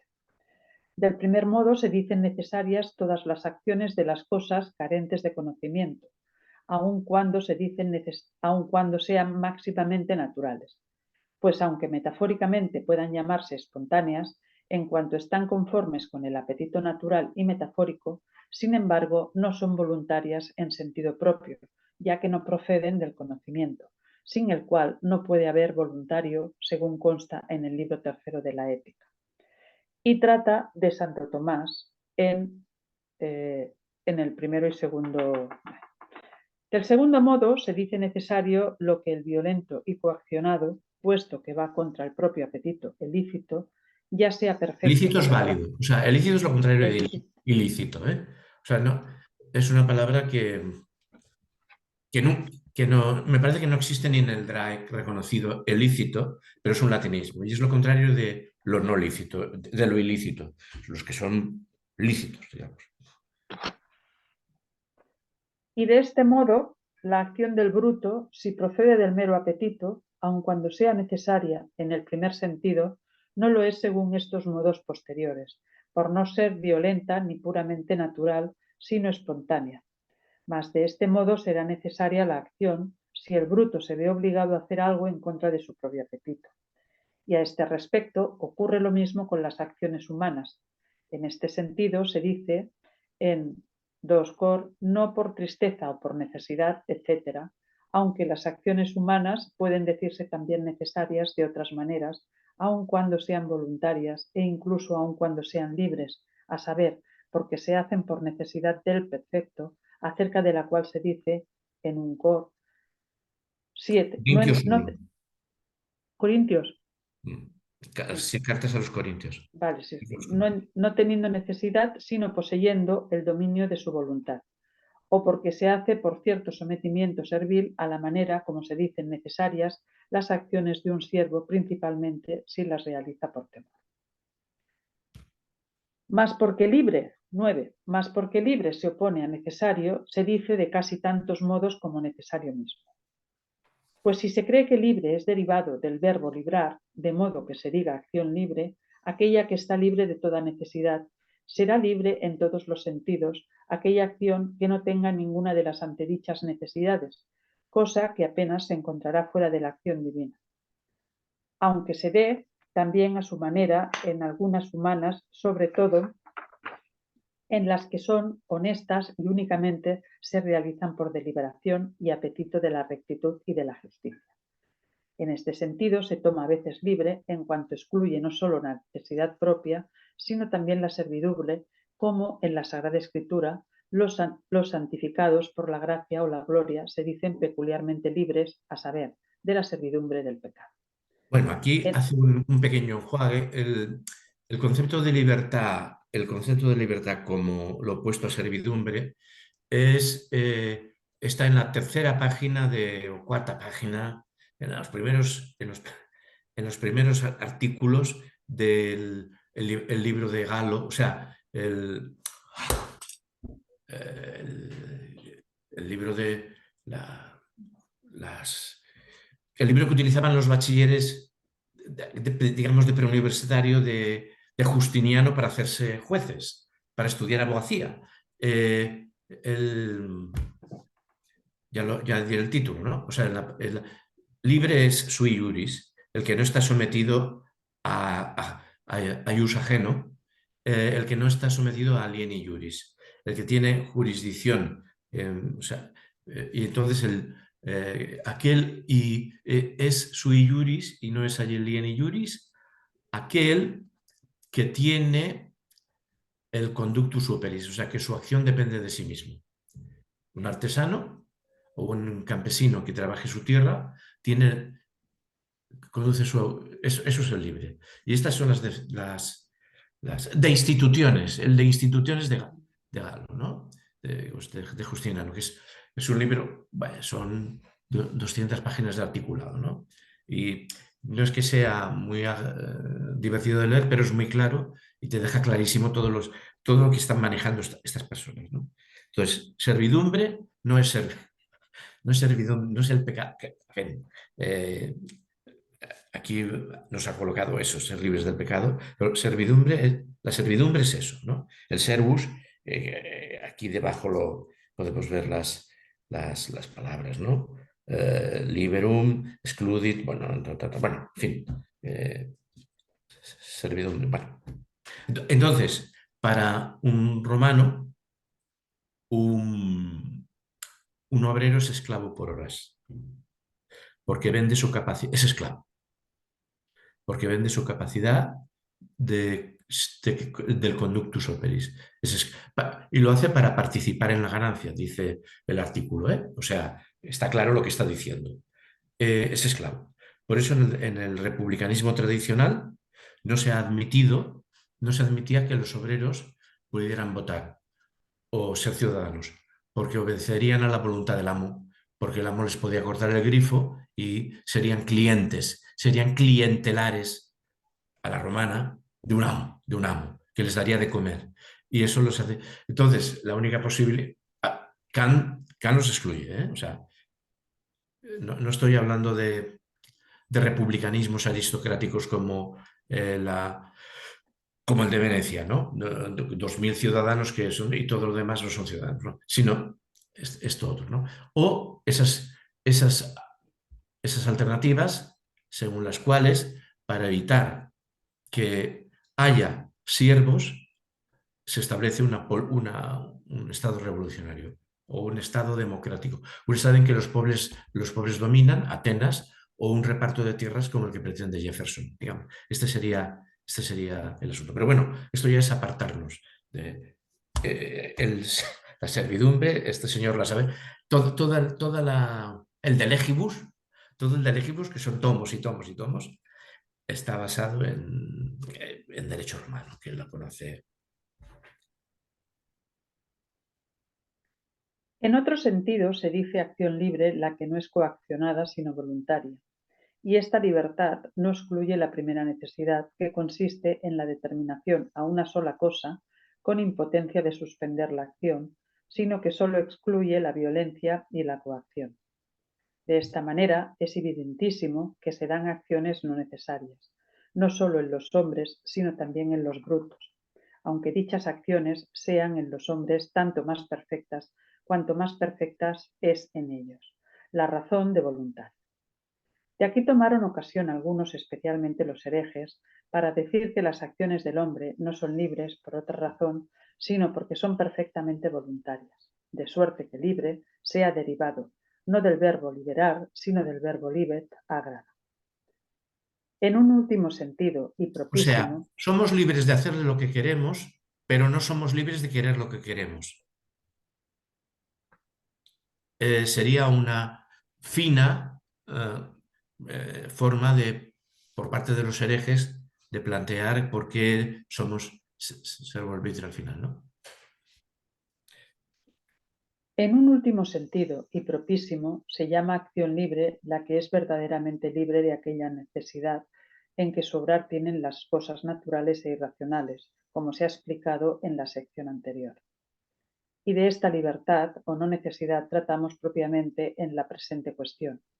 Y en este sentido fue tratada siempre por los filósofos antiguos, pues nunca dudó ninguno ni pudo dudar de si los hombres, en muchas de sus acciones, obran espontáneamente y moviéndose y aplicándose a la obra por propia voluntad, previo el conocimiento, sino que lo sometido a controversia fue si en este mismo voluntario se mezclan la necesidad y la determinación a una sola cosa. Es el conflicto entre voluntad y entendimiento, ¿eh? Primer error que niega la libertad. 10.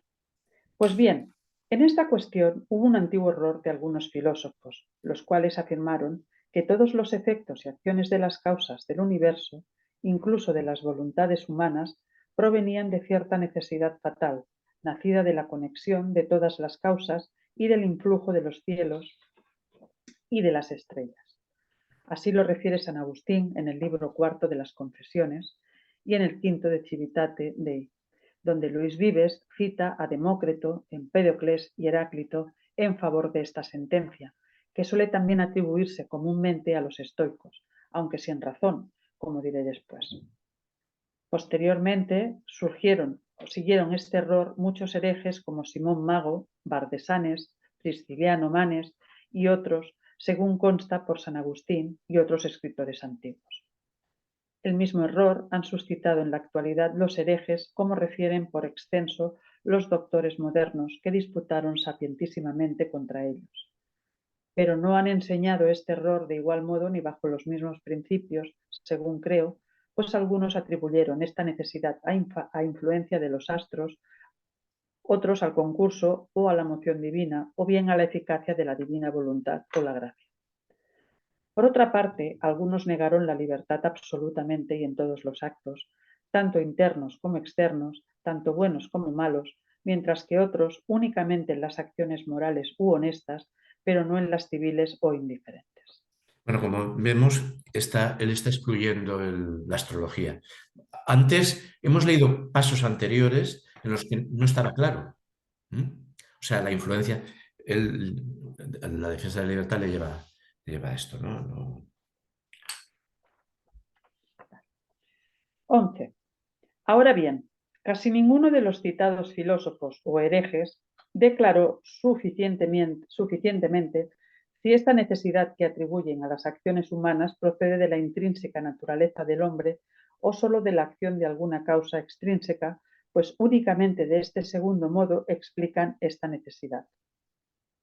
No obstante, si se expresaron consecuentemente, es preciso que hayan pensado que esta necesidad se funda también en la intrínseca naturaleza del hombre, porque en él no existe facultad alguna que por su naturaleza sea indiferente en sus acciones. En efecto, si las cosas no se mueven violentamente, sino de acuerdo con la exigencia de su naturaleza, cada cosa mueve según la aptitud natural que de suyo tiene para moverse. Consiguientemente, puesto que el influjo de los cielos y el concurso de Dios no es violento sino natural, sino el hombre, o si el hombre obra siempre necesariamente en virtud de tales causas, es indicio de que por su naturaleza exige ese modo de obrar. Paso por alto las opiniones de aquellos que atribuyeron esta necesidad a la gracia divina o al pecado original, que no son causas naturales, sino meramente extrínsecas y preternaturales o sobrenaturales, porque el tratamiento y refutación de esos errores no incumbe al metafísico, sino al teólogo, toda vez que la consideración del pecado original y de la gracia y de otras causas semejantes excede la razón natural. Así, pues, contra estos errores debemos demostrar dos cosas. Primera, que en el hombre existe alguna facultad activa que de suyo o por su intrínseca y particular naturaleza no está determinada solamente a una cosa, sino que de suyo es indiferente a obrar esto o aquello y a obrar o no obrar, una vez puestos todos los requisitos para la operación. Este es el debate, esta es la definición, digamos, si se quiere, arrastrada de lo que es libertad. Hacer una cosa, hacer cualquiera de las opuestas o no hacer. Que es, o sea, esto es el... Pero queda muy claro lo que quiere decir libertad para él entonces. En segundo lugar, debe demostrarse que ninguna causa extrínseca impide siempre este modo de obrar. Con ello quedará probado que entre las causas eficientes creadas hay algunas que pueden obrar no por necesidad natural, sino por libertad, y que de hecho obran así frecuentemente. Las causas eficientes libres. O sea, ahí estamos entrando en el ser humano. Pues.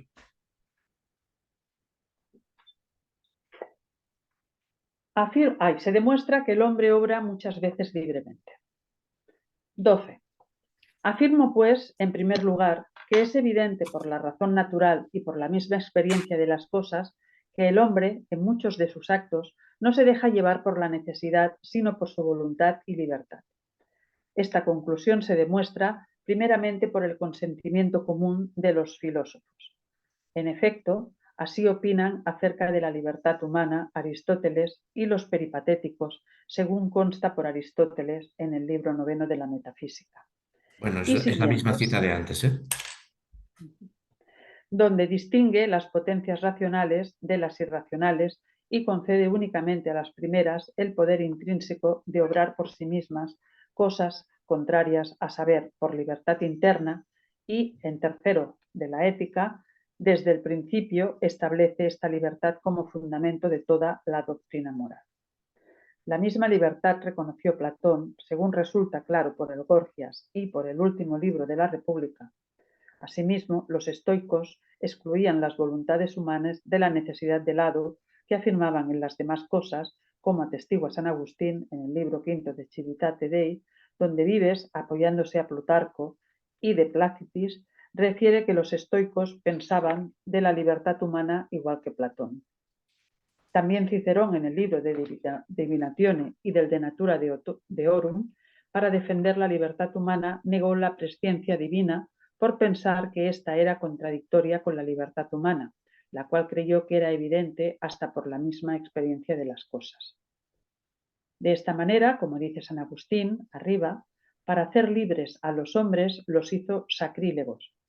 Consiguientemente, es señal de que esta verdad resulta bastante manifiesta por la luz natural, ya que ha sido admitida de común acuerdo por los filósofos más sabios y por sus escuelas.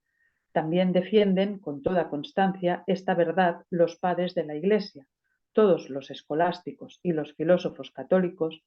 No es preciso citarlos ahora todos, sino únicamente a los que trataron esta verdad apoyándose en los filósofos y en principios filosóficos como Eusebio, libro sexto de Praeparat, Evangelio, en todo él, Gregorio Niseno en los 4 últimos libros de Philosophae que se le atribuyen y que se encuentran en Nemesio, libros de Natura Hominis, donde desde el capítulo 32 hasta el 42 se ocupa de esta cuestión.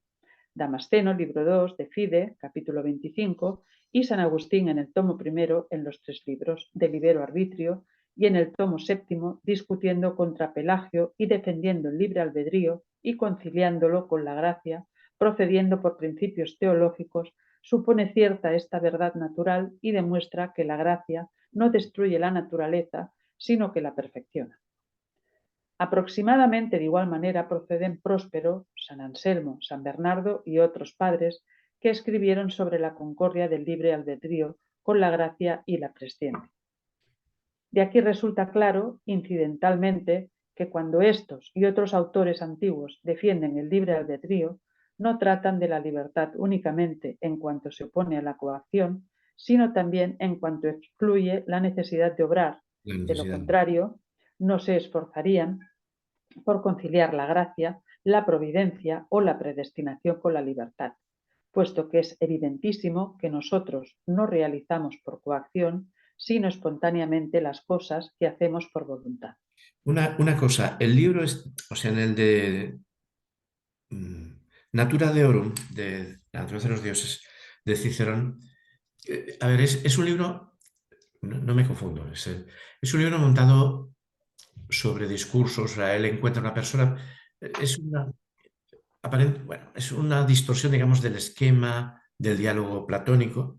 Cicerón se encuentra una persona, le hace una pregunta y esa persona, y esa persona habla páginas y páginas. Ahí está el gran resumen de la filosofía estoica, muy pocas páginas, porque está puesto en boca del estoico, a ver, del que se suicida en el norte de Séneca. África. Ah, ¿Eh? no.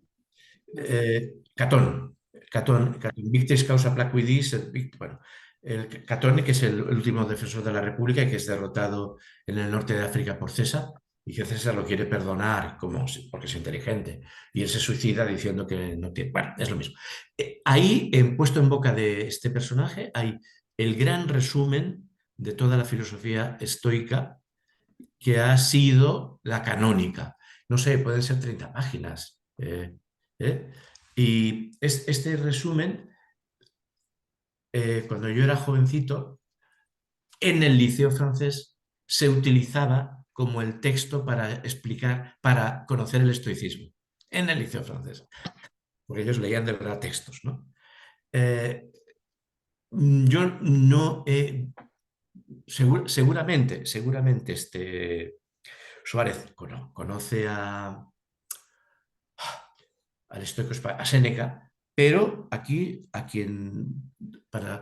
hablado 2 veces ya de los estoicos y se cita este libro dentro del cual, o sea, un Cicerón que en primera persona se encuentra con personas, va a la biblioteca de un famoso amigo suyo que tiene muchos libros y en la biblioteca leyendo se encuentra a Catón, y entonces Catón hace esta gran síntesis del estoicismo que podemos tener a manos cualquiera de los que queramos, porque además es cortita y es estupenda, ¿no?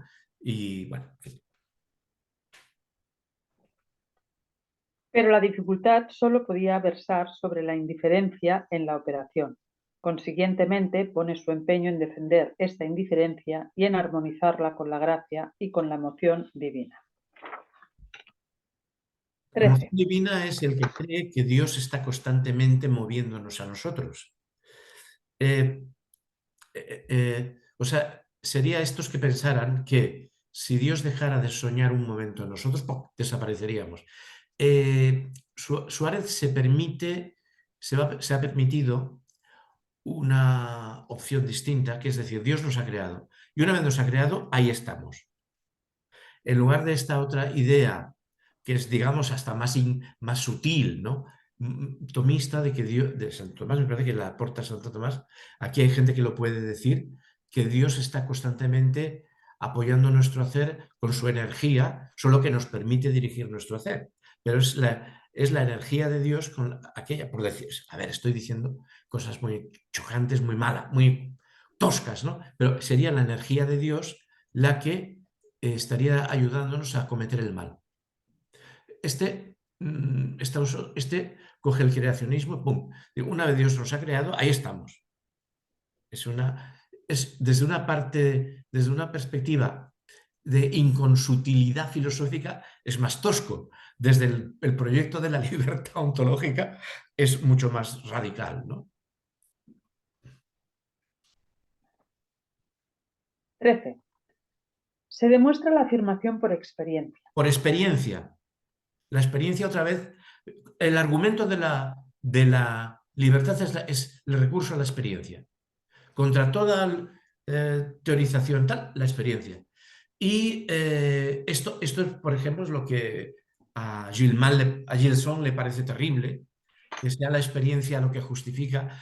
Y también, pero bueno, lo afirman en positivo, recurre a la experiencia. Y en aquellos textos ¿cómo se llama?, de Burillo, también dicen que la experiencia es lo que... Para Suárez, la experiencia humana es la piedra de toque que revela que somos libres. No argumentos de otro tipo, ni teológicos, ni teológicos. En segundo lugar, podemos argumentar apoyándonos en la experiencia porque experimentamos evidentemente que cae bajo nuestra potestad el hacer u omitir algo. y para ello nos valemos de la razón, del discurso y de la deliberación, a fin de inclinarnos más a una parte que a otra. Consiguientemente, la elección depende de nuestro arbitrio. De no ser así, en vano se nos hubiera concedido esta facultad de deliberar y consultar, como acertadamente dijo Damasceno en el lugar antes citado. A ver, la deliberación es Aristóteles, es la boulesis, la deliberación. O sea, es una de las facultades de la fronesis humana, está en la ética, la deliberación, boulesis. Vale. O sea, se cita a Damasceno, pero cualquiera de estos que está en este tinglado sabe que eso es Aristóteles, ¿no? A esto se añade el modo corriente de obrar y de gobernar las acciones humanas por medio de consejos, leyes y preceptos, exhortaciones y reprensiones, promesas de premios y amenazas de castigo, todo el cual sería superfluo si el hombre obrase por necesidad natural y no por su libertad. 14. Objeción que quita fuerza a la experiencia. Dirá alguno que con todos estos indicios y experiencias solo se prueba evidentemente que el hombre en sus operaciones es dirigido y movido por la razón, mas no que las ejerce libremente.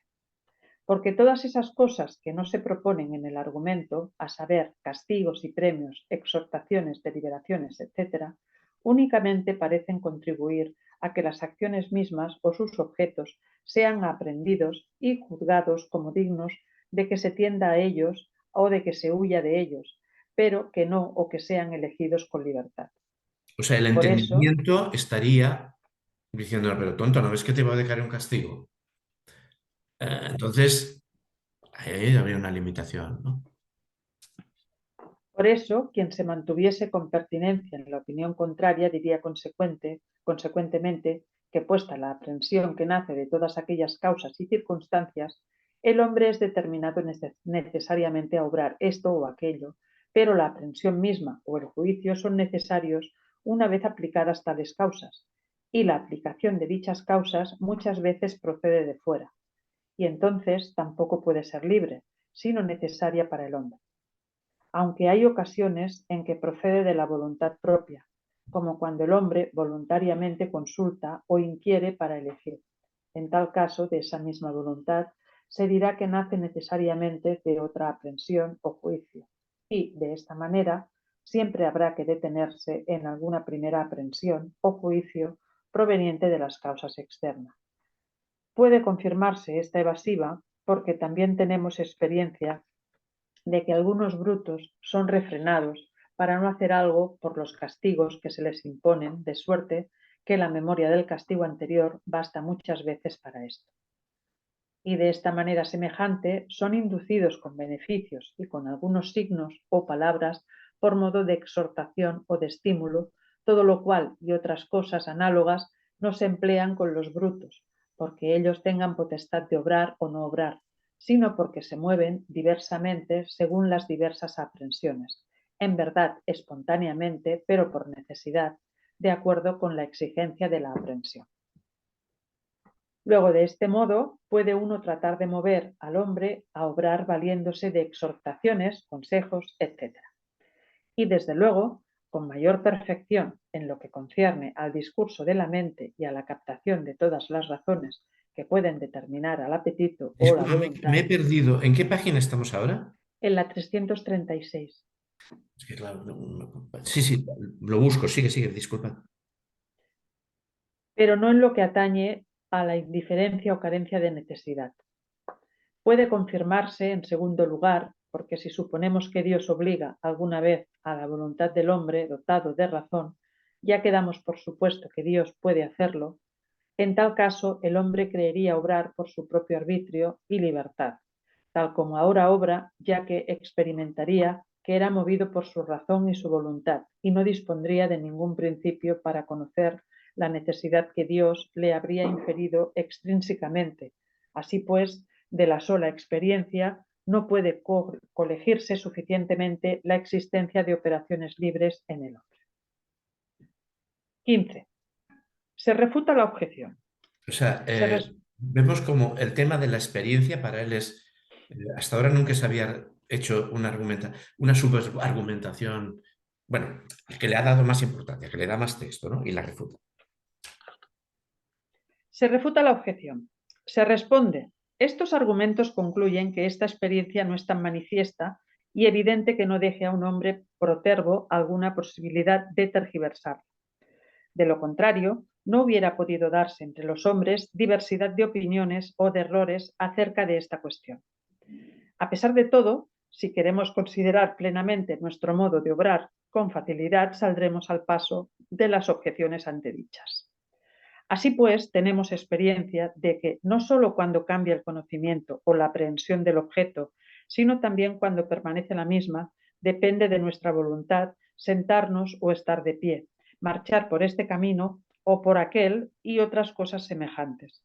Luego es señal de que este diverso modo de obrar no consiste formal o próximamente en el discurso y en la aprehensión de la razón, sino en la libertad o indiferencia. Además, experimentamos que incluso después de conocer la amenaza del castigo o la promesa del premio, cae bajo nuestra potestad el dejarnos o no dejarnos mover por aquella razón, y lo mismo ocurre con los ruegos, las exhortaciones y otras incitaciones parecidas.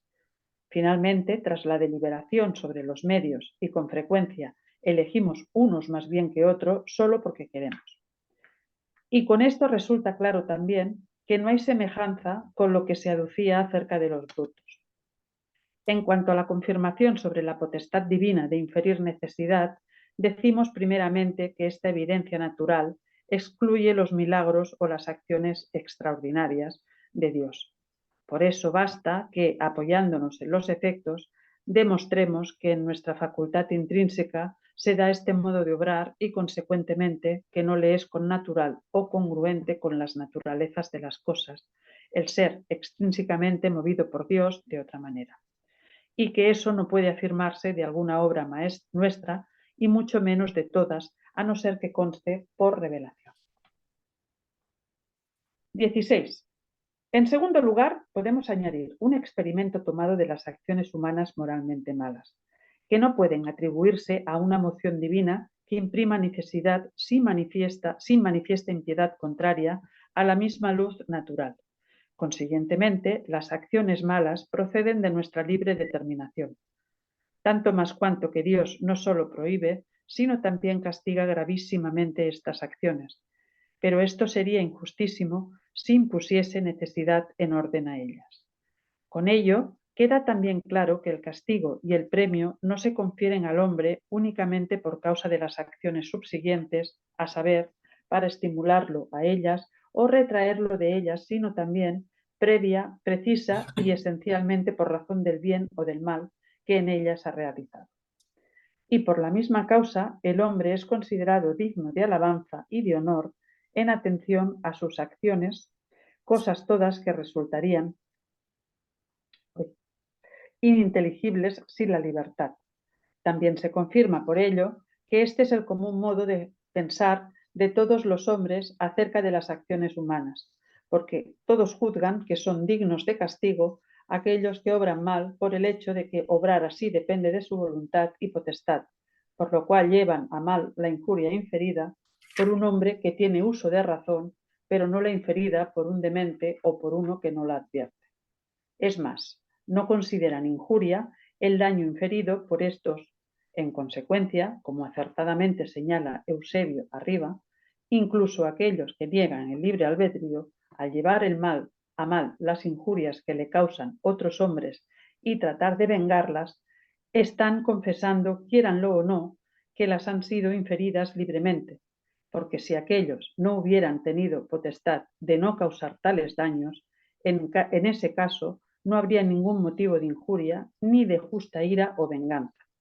Por eso también Damasceno, en el libro segundo de Fide, capítulo 7, dice que no hay virtud ni vicio en aquello que se hace por necesidad, cosa que también enseñó con graves razones Dionisio, capítulo 4, de Divinis Nominibus, y San Agustín, libro de Vera Religiones, capítulo 13 y 14, en la carta 26. 26. 46. No, la carta 46, diciendo que eliminando el libre albedrío queda eliminado el juicio y el castigo justo, e incluso la reprensión. Y Crisóstomo, en la homilía 60, Inmat, y en los sermones sobre la providencia, y Clemente Alejandrino, el libro primero, Estromatón, y otros muchos. ¿Seguimos el 17 o...? Bueno, ya creo que podemos dejarlo Y porque aquí.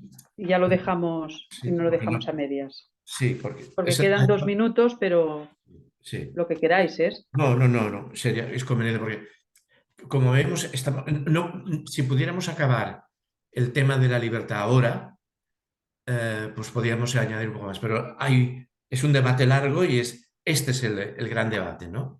De las disputaciones. Sobre esta disputación se levanta todo el edificio, aunque esté en el lugar 19. O sea, la disputación metafísica es una ontología de la libertad humana. Este sería el asunto. Y es una ontología, porque no es una teología, digamos, ¿no? O sea, bueno, ¿qué os parece? ¿Hay opiniones al respecto de lo que estamos? Porque hemos leído cosas o sea, me parece que, a ver, hemos entrado ya en un meollo serio de debate, ¿no? Si no, pues terminamos ya, ¿no? Si hay opiniones, bueno, pues... A mí me resulta sorprendente que la máxima y única fundamentación de la tesis sea la propia experiencia. Máxime cuando hoy sabemos que uno puede estar bajo influjos de drogas ¿Perdón? varias. Uno puede estar bajo influjos de drogas varias, de técnicas electrofisiológicas que te manipulan desde el habla hasta... Quiero decir que es una idea que en el siglo XVII es posible que... Pero hoy se la podría poner entre comillas. No es una fundamentación tan clara desde mi punto de vista. Bueno, a ver, drogas no, pero la bebida sí, ¿eh? O sea, que hay elementos de distorsión Pero pero bueno, la hipnosis, las técnicas de manipulación de la voluntad hoy son pan nuestro de cada día. sí, es cierto. La frase con todo admite si manipulación de la libertad tiene las dos partes, voluptas y manipulatio, por decirlo, o sea, este es hay una voluntad, o sea, él diría esto, ¿no? Bueno, no lo sé, bueno, está bien visto, sí. No, pero la cuestión es, esa voluntad seguiría siendo libre, de acuerdo con su definición, porque prácticamente su definición es una tautología. No es tal, en el fondo es una tautología. Esto lo sabe él, por eso rompe, o sea, Incluso la voluntad manipulada sería libre, porque es eh, tautológica la definición. claro, a ver, esto que la definición, que las definiciones, o sea, a otro nivel, que las definiciones se agotan en sí misma y que hay unos trascendentales que se agotan en sí mismos y que tan válido podría ser decir tenemos voluntad libre como lingüísticamente, como decir somos ergo arbitrio. O sea, él tiene conciencia por eso de ontología, tiene conciencia de que hay unos primeros principios que hemos deliberado y hemos decidido que son últimos principios. ¿eh? Eh, Unos trascendentales. Que hay unos trascendentales porque el concepto de trascendental es anterior a él, ¿no? Lo que nosotros pensamos que es de Kant porque Kant los hace innatos, ¿no? Subjetivos e innatos. Hay unos trascendentales en cualquier cuerpo filosófico que más allá de los cuales, por detrás de los cuales no se puede ir, y esto sería propio hasta de Aristóteles, ¿no? Por detrás del objeto de la ciencia no se puede ir. La ciencia establece su objeto. una ciencia establece su objeto. Por detrás del objeto, más atrás del objeto de la ciencia, para justificarlo no se puede ir. O sea, ya en Aristóteles hay... Entonces, como él sabe que hay unos trascendentales y que llevarían a un debate, irrumpe con la experiencia, ¿no? Esta sería la fundamentación.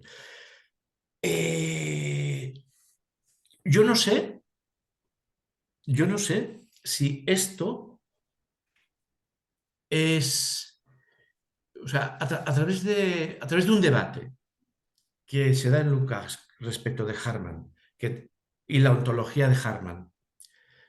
La ontología de Hartmann dice, respecto del ser humano, que la experiencia humana son los trascendentales. Hace esto para establecer una ontología de la realista, ¿no? Si esto es así, ¿de dónde pienso yo que viene eso que le he leído a Hartmann? Lo intentaré compartir con... Pienso que viene de la poética de Aristóteles. La poética de Aristóteles es un libro sobre la poiesis. Lo que pasa es que para él el arte es poiesis, o sea, producción de un objeto elaborado según unos saberes que solo tienen los técnicos, unas sandalias, pero cuyo uso requiere de un saber distinto que es común. Las sandalias solo las sabe hacer el zapatero. Los que decidimos sobre la validez de la sandalia somos nosotros. El saber hacer con el que se hacen las sandalias y el saber usarlas son saberes distintos. Entonces, la poiesis dice que la valoración viene por experiencia. Y del arte lo mismo. Del arte dice, los trágicos, elabora los trágicos, pero quien decide de la validez de la obra es el público. Esto es la poética de Aristóteles. Yo creo que viene de aquí. Y aquí estamos, ahí no aparece la palabra experiencia, pero yo respecto de... Y estoy haciendo la